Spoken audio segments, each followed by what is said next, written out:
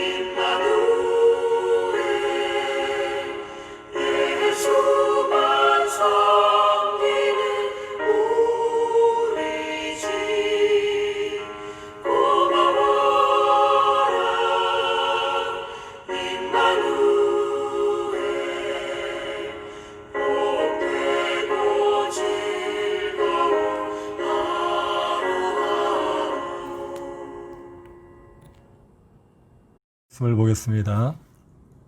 에베소서 6장 4절 말씀입니다. 에베소서 6장 4절 말씀 제가 봉독해 드리겠습니다. 또 아비들아 너희 자녀들을 노엽게 하지 말고 오직 주의 교훈과 훈계로 양육하라. 아멘.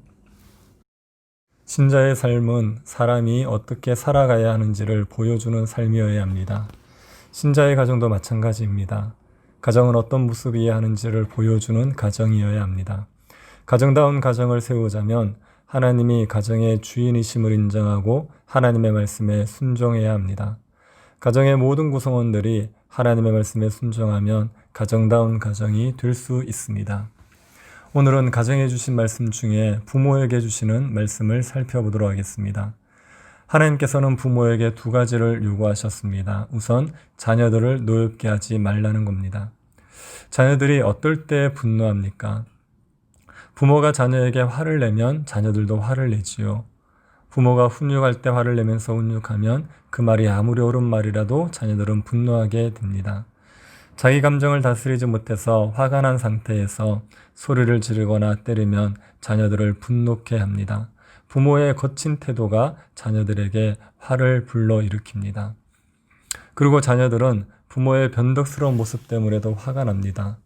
어떨 때는 허용이 되던 것들이 어떨 때는 허용이 안 됩니다. 어떨 때는 그냥 넘어갔는데 어떨 때는 불같이 화를 내는 겁니다. 부모의 훈육을 예측할 수가 없습니다.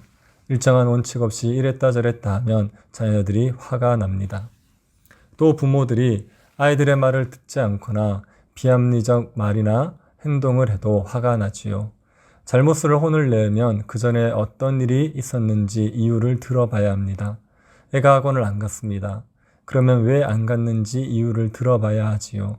그런데 애가 학원을 안 가니까 공부하기 싫어서 안 갔다고 생각해서 다짜고짜 화부터 내면 아이들은 화가 납니다. 왜 그런 행동을 했는지 먼저 이유를 들어봐야 합니다.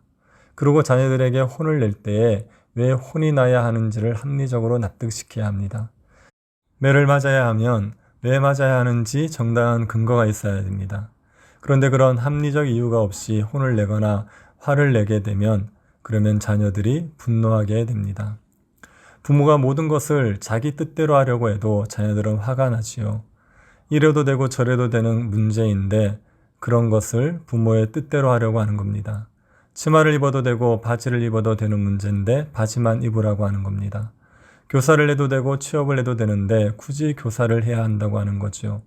자녀가 자기의 개성에 따라 자유롭게 선택할 수 있는 문제를 부모가 자기 뜻대로 하려고 하면 자녀들이 화가 납니다. 자녀에게 굴욕감을 주거나 자녀에게 상피를 주어도 화가 나지요. 다른 사람 앞에서 자녀를 무시하는 말을 하거나 자녀의 부끄러운 일을 함부로 말하면 자녀들이 화가 납니다. 그리고 자녀가 성장하면 성장하는 수준에 맞게 대해줘야 합니다. 초등학교 때와 중고등학교 때 자녀를 대하는 태도가 달라져야 합니다. 초등학생 때 그 귀여운 모습을 생각해서 중고등학생이 되었는데도 초등학생처럼 대하면 안 됩니다. 연령에 맞게 자녀를 대해야 합니다. 자녀를 노엽게 하지 말아야 합니다. 부모는 자녀들이 내 부모는 나를 인격적으로 대해주는구나 그런 것을 느낄 수 있게 해줘야 합니다. 부모가 나를 사랑해서 귀하게 여겨주는구나 이런 생각을 할 수 있게 해줘야 됩니다. 그래야 자녀를 노엽게 하지 않을 수 있습니다. 부모는 자녀를 노엽게 하지 않을 뿐 아니라 주의 교훈과 훈계로 양육해야 됩니다. 자녀가 하고 싶은 대로 다 맞춰주면서 좋은 부모만 되려고 해서는 안 됩니다. 훈육을 해야 합니다.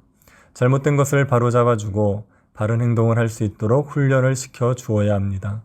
먹고 자고 입는 습관들이 삐뚤어지지 않도록 바른 생활을 할 수 있도록 훈육을 해야 합니다. 사람을 대하는 태도가 잘못되지 않도록 게으름에 빠지지 않도록 바르게 이끌어줘야 합니다. 이 훈육을 위해서 필요하면 매를 들어야지요.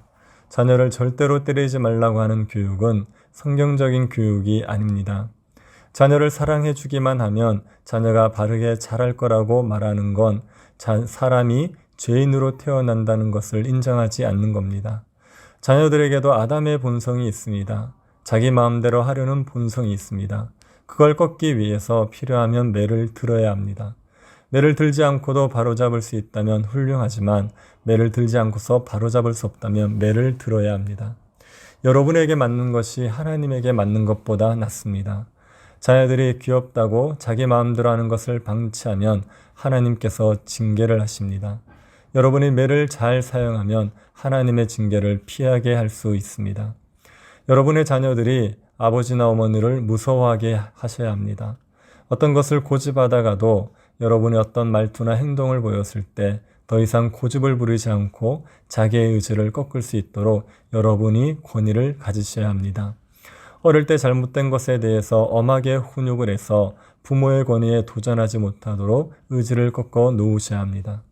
여러분의 자녀가 잘못된 것을 하려고 하는데 부모가 그것을 전혀 통제할 수 없는 상황이 되면 안 됩니다. 자기 마음대로 할 수 없는 것이 있다는 것을 분명히 알려주고 부모에게 복종하게 해야 합니다. 그리고 말씀으로 양육해야 됩니다. 주의 교훈과 훈계로 양육해야 하는 이유는 내 자녀가 그리스도인이 되도록 하기 위해서입니다. 예수 그리스도를 믿고 거듭나서 하나님의 말씀대로 살아가는 경건한 사람으로 양육하기 위해서 주의 교훈과 훈계로 양육해야 됩니다. 부모의 가장 큰 책임은 아이가 신앙을 가지게 만드는 겁니다. 하나님께서 자녀를 맡겨주실 때 자녀를 신앙으로 잘 양육하라고 맡기셨습니다. 그러니 가정에서 자녀들을 신앙으로 양육해야 됩니다. 신앙 교육의 책임을 교회에 떠넘기시면 안 됩니다. 교회를 보내는 것으로 신앙 교육의 책임을 다하는 것으로 생각하면 안 됩니다. 자녀를 신앙인으로 양육하는 책임은 가정에 있습니다. 가정에 1차적인 책임이 있습니다. 주일날 한번 교회를 보내는 것으로 신앙 교육이 다 될 수 있을 거라 생각하시면 안 되죠. 주일날 한번 교회 와서 예배드리면 애들이 몇 분 설교를 듣습니까? 주일날 애들의 설교는 길어야 20-30분밖에 되지 않습니다. 성경 공부까지 다 해도 1시간이 안 됩니다. 일주일에 한 번 1시간 신앙교육을 받는데 훌륭한 기독교인이 된다. 그게 가능하겠습니까? 피아노를 치는데 일주일에 1시간 피아노를 쳤더니 유명한 피아니스트가 되었습니다. 공부하는 학생이 일주일에 한 번 1시간 공부했는데 서울대에 들어갔습니다.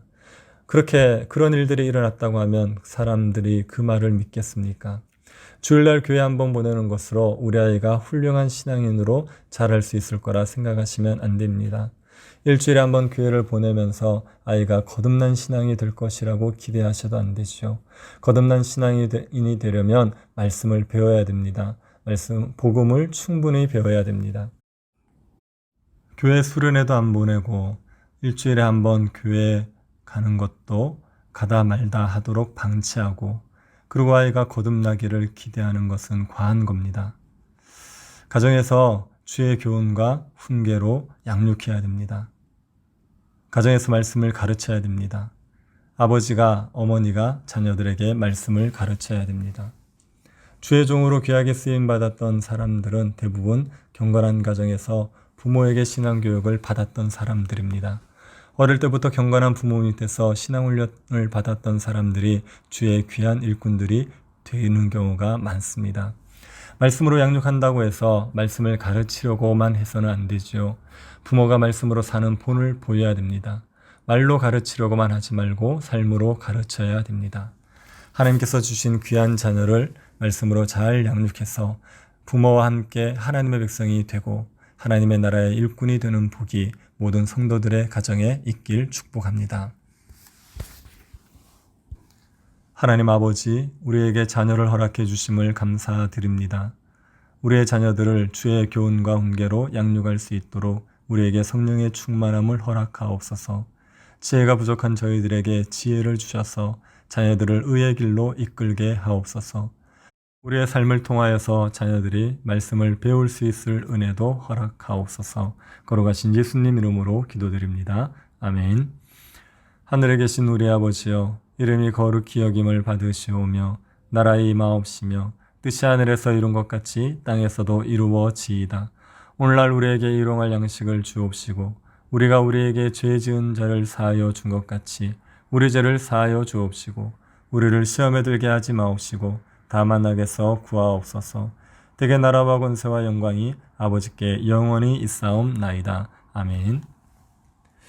여기까지 기도 제목을 가지고 함께 기도하고 개인적으로 기도하시기 바랍니다. 자녀들을 말씀으로 잘 양육할 수 있도록 주일학교 학생들이 믿음으로 자라갈 수 있도록 온라인으로 드리는 예배에 주의 은혜를 허락하여 주시도록 기도해 주시고 개인적으로 기도하시기 바랍니다.